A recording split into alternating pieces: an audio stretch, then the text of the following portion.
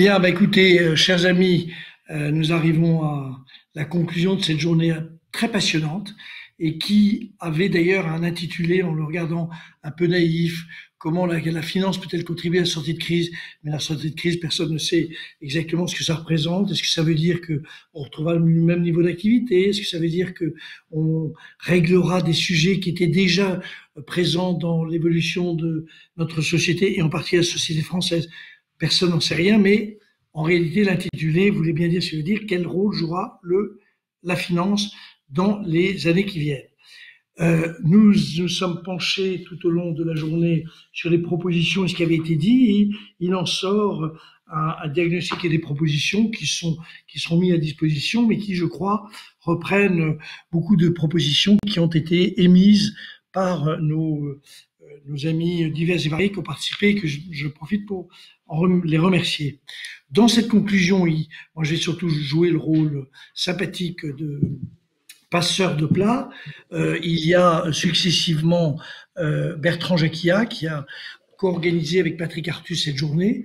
Il y a Patrick Artus et on terminera évidemment par la financière la plus talentueuse de la place de Paris, en l'occurrence Catherine Lubochansky. Je voudrais juste insister sur peut-être deux hypothèses majeures qui sont au fond, me semble-t-il, les hypothèses sur lesquelles il faut qu'on réfléchisse, qui, comme le nom l'indique, les hypothèses, ça peut être mis en question par la réalité. La première, c'est l'évolution de l'épargne à l'échelle mondiale. Patrick Artus a beaucoup écrit là-dessus et a beaucoup écrit sur le fait que c'est bien ce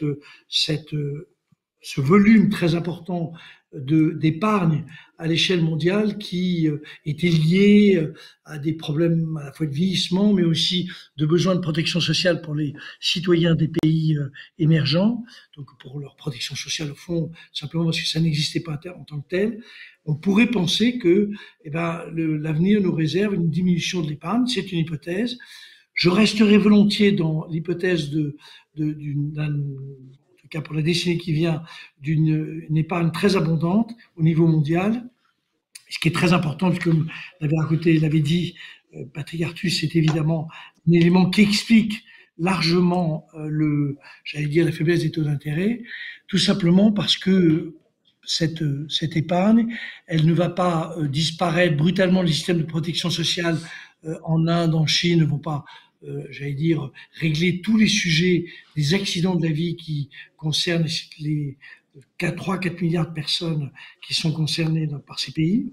Et puis deuxième chose, parce que dans nos pays à nous, les pays de l'OCDE, il me semble qu'il y aura une sorte de maintien de la peur, de l'angoisse, où tout le monde parle d'être vacciné, de pandémies qui reviendraient régulièrement comme la grippe. Et donc, je suis convaincu qu'au fond, il y aura une épargne de précaution qui demeurera importante dans nos pays et que ce sera un complément très important à l'épargne des pays émergents. Alors, quand on a dit ça, on se dit il faut que cette épargne soit utile. C'est d'ailleurs ce que ce programme absolument remarquable avait bien, et là je m'incline devant le talent de mes deux camarades Bertrand et Patrick, c'était tous les thèmes: mobiliser l'épargne pour relancer l'économie, maîtriser l'endettement pour conforter la reprise, renforcer la confiance dans les marchés financiers, créer les conditions d'une finance de la transition écologique. Tout y était.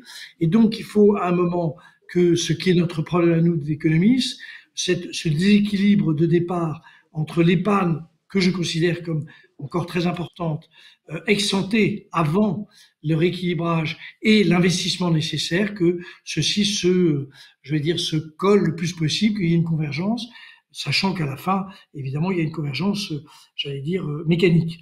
Et donc, ça signifie que cette épargne puisse aller vers des investissements qui seront nécessaires, et notamment en Europe, et notamment dans notre pays. On voit bien que notre pays a besoin de travailler sur la recherche, travailler sur beaucoup de domaines, dans beaucoup de domaines, essayer de récupérer le peloton de tête de ceux qui feront le XXIe siècle.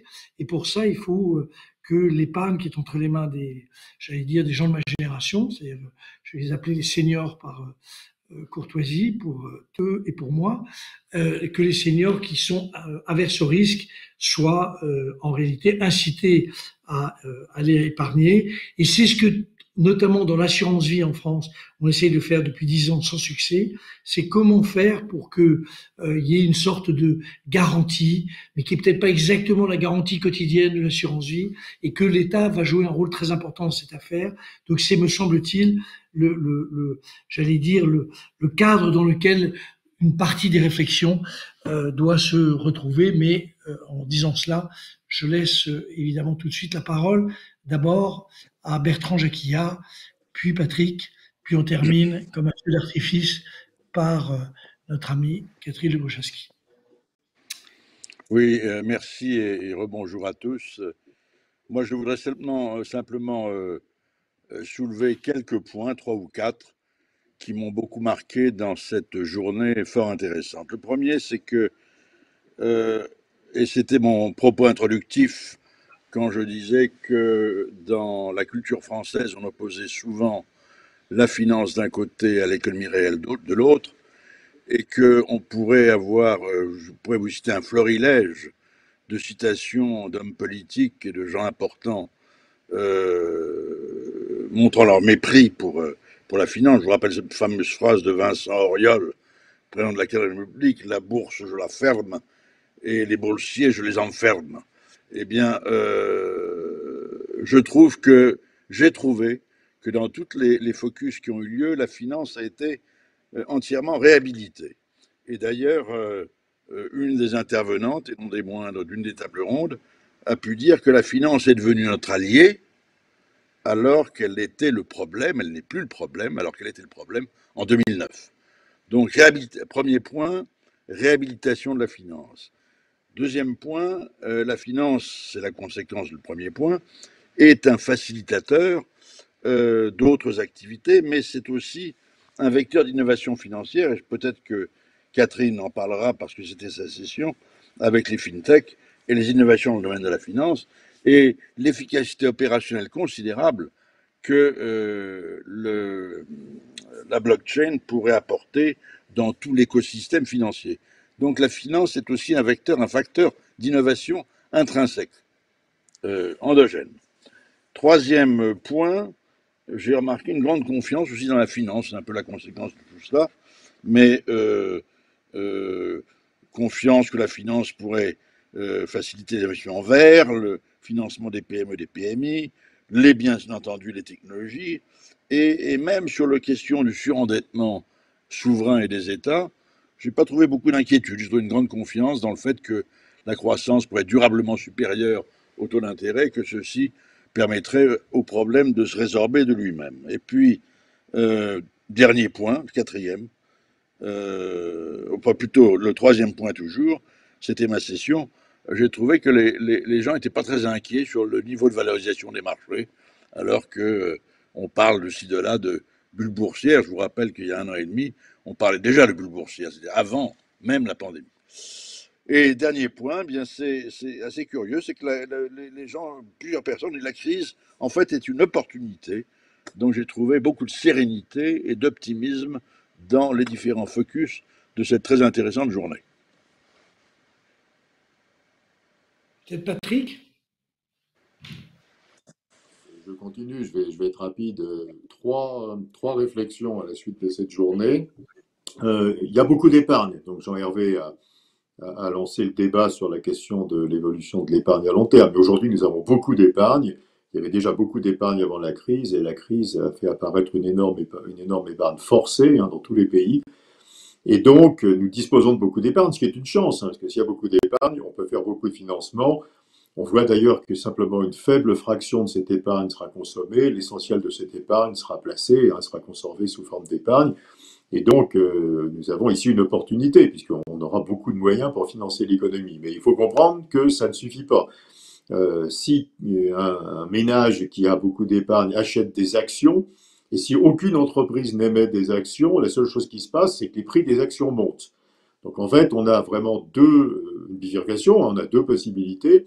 Soit cette quantité considérable d'épargne va simplement aboutir dans des hausses de prix d'actifs, Bertrand dit que nos intervenants n'étaient pas très inquiets. Enfin, moi, je suis assez inquiet. Peut-être les choses vont plus vite aux États-Unis qu'en Europe, hein, mais on voit quand même beaucoup de signes de hausse très forte et quelquefois irrationnelle des prix des actifs, ce qui est normal. Hein, si l'épargne se rabat sur des classes d'actifs dont l'offre ne varie pas, hein, il y aura simplement un effet prix. Donc ça serait totalement désastreux. Par contre, ce qui serait vertueux, c'est que cette épargne finance des investissements supplémentaires, hein, dans tous les domaines dont nous avons parlé, où il faut des investissements supplémentaires. Et je crois qu'un des grands objectifs des politiques économiques dans cette période, c'est de faire en sorte que l'épargne finance bien des investissements supplémentaires et pas simplement des hausses de prix. Pour ça, il faut des produits d'épargne attrayants. Il faut, on en a parlé beaucoup, que les intermédiaires financiers puissent diversifier leurs actifs. Et il faut que les ménages aient envie d'investir dans les produits financiers d'horizon long, hein, qui, eux, financeront vraiment l'économie. À nouveau, c'est pas parce qu'on achète une action qu'on finance l'économie, c'est parce qu'on achète une action qui vient d'être émise qu'on finance l'économie. Deuxième réflexion sur la question de la liquidité, les épargnants n'ont absolument pas besoin de la liquidité qu'on veut leur faire avoir. Enfin, je veux dire, ce n'est pas vrai que les épargnants ont besoin de tant d'actifs liquides. L'assurance vie est un produit qui est régulé comme étant un produit liquide, hein, puisque la volatilité des produits, des actifs détenus par les assureurs est mesurée au bout d'un an, alors que la détention moyenne est de 13 ou 14 ans. En réalité, les ménages ont besoin d'assez peu de liquidité. Donc il y a cette obsession de la liquidité, cette obsession qu'il faut que les actifs financiers soient liquides à tout instant, qu'on puisse retirer son argent à tout instant, est un biais qui ne correspond absolument pas aux besoins de l'épargnant. Donc on a la possibilité, je crois, d'allonger considérablement la vie des produits financiers, de réduire la liquidité, sans aucun effet négatif sur le bien-être, parce que cette liquidité est extrêmement inutile dans la plupart des cas. Et puis troisième réflexion, pour revenir sur ce qui a été dit à l'instant par Bertrand et par Jean-Hervé, on va être durablement dans un monde où le taux d'intérêt est inférieur à la croissance. Et probablement, les banques centrales n'auront même pas envie de tester ce qui se passerait si les taux d'intérêt redevenaient supérieurs à la croissance. Mais dans ce monde-là, il y a le meilleur et le pire. Le meilleur, c'est qu'il n'y a pas de problème de solvabilité. Hein, spontanément, les taux d'endettement diminuent et même disparaissent dans le long terme. Donc, on peut avoir plus d'investissements publics, plus d'investissements d'entreprises. Mais dans ce monde-là, il n'y a plus de valeur fondamentale des actifs. La somme actualisée des dividendes futurs, si les dividendes croissent plus vite que le taux d'actualisation, c'est plus l'infini. La somme actualisée des loyers futurs aussi. Donc il faut comprendre que le prix à payer pour débarrasser finalement des problèmes de solvabilité des emprunteurs, c'est la disparition de la valeur fondamentale des actifs, ce qui crée une énorme instabilité financière potentielle. D'où la nécessité de réglementation, de normes, de sérieux des investisseurs, parce que quand on ne sait plus calculer la valeur fondamentale d'un actif, a priori, tout prix peut sembler raisonnable. Voilà, je crois, les trois réflexions que m'inspiraient les débats de toute cette journée. Oui, Catherine, pour conclure. Ah oui, je ne pourrais qu'être d'accord avec Patrick. Hein, quand il y a disparition de la valeur fondamentale des actifs, cet actif peut prendre n'importe quelle valeur. C'est bien ce qu'on voit avec ce qu'on appelle des monnaies numériques, hein, qui ont les caractéristiques d'une monnaie, enfin, elles ne sont pas vraiment là. Alors, les points de cette journée, en particulier sur la session, c'est que c'est surtout la technologie qui est un vecteur d'innovation et d'innovation en finance, mais les mêmes innovations vont servir dans plusieurs domaines. Hein. Ça va servir. Pourquoi? Alors parce que parmi ces nouvelles technologies, celles qui concernent le traitement des données en masse et de plus en plus rapidement, et ça sera de plus en plus rapide avec le calcul quantique, eh bien ce traitement des données concerne pas seulement le secteur de la finance. Alors, le risque, évidemment, c'est qu'on va améliorer les systèmes d'optimisation, d'optimisation de portefeuille et autres, mais le risque, c'est l'utilisation des données privées qui vont être sur des blockchains publiques, hein, sur des registres publics, et donc utilisation à des fins commerciales. Et là, on voit implicitement que les régulateurs, encore une fois, doivent jouer un rôle Et avec toutes ces innovations, finalement, à chaque fois, on s'aperçoit qu'on a besoin des régulateurs pour éviter les excès de la finance. On a besoin des régulateurs pour éviter les excès liés à des créations d'actifs, crypto-actifs, qui finalement ne financent pas l'économie, pas vraiment, ou en tout cas pas l'économie réelle. On a besoin des régulateurs pour permettre aux banques de faire la transition avec ces nouvelles technologies sans être trop déstabilisées. Donc, s'il y a bien un métier qui a de l'avenir, c'est celui de régulateur ou de superviseur. Alors, en même temps, pour terminer sur la dernière session, on a beaucoup parlé de finances vertes. C'est vrai que c'est fondamental, mais il a été souligné qu'il n'y a pas encore de taxonomie unique des actifs verts. Et justement, ces nouvelles technologies, traitement des données, optimisation, pourront contribuer à l'élaboration d'une véritable taxonomie qui permettra enfin d'attribuer un degré de confiance un peu plus grand envers les intermédiaires qui disent investir dans des actifs verts, dans des entreprises dont la consommation énergétique n'est pas toujours clairement et de façon unique calculée. Donc, ce qu'on voit, c'est que oui, des nouvelles technologies qui vont permettre d'émerger, de faire émerger une finance décentralisée, et pourtant un besoin centralisé de régulation et de supervision de tous les acteurs financiers pour éviter les excès de la finance. Merci beaucoup, merci. Juste peut-être 2 mots. Merci d'abord à Bertrand et Patrick qui ont organisé cette journée qui était vraiment absolument passionnante. On va évidemment en tirer à la fois une version. Il y a un livre, enfin il y a un cahier qui va sortir, mais on va aussi le mettre sous forme papier parce que je trouve que c'est bien gentil, mais le papier c'est pas totalement inutile.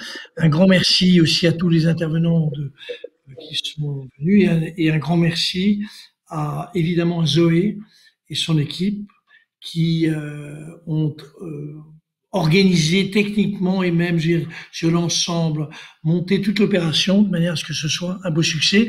C'est la dernière étape avant les rencontres d'Aix. Donc je rappelle aux uns aux autres que ces rencontres, elles auront lieu les 2, 3, 4 juillet en présentiel et en distanciel, présentiel dans tous les intervenants et de manière générale, les membres du cercle, etc. Et sous forme distancielle sur Internet, avec sûrement, comme l'année dernière, plusieurs centaines de milliers de personnes qui participent à cet événement et qui d'ailleurs pourront débattre. Enfin, tout ça est en train de se monter. Voilà. Bonne soirée et encore merci pour tout et encore merci Bertrand et Patrick.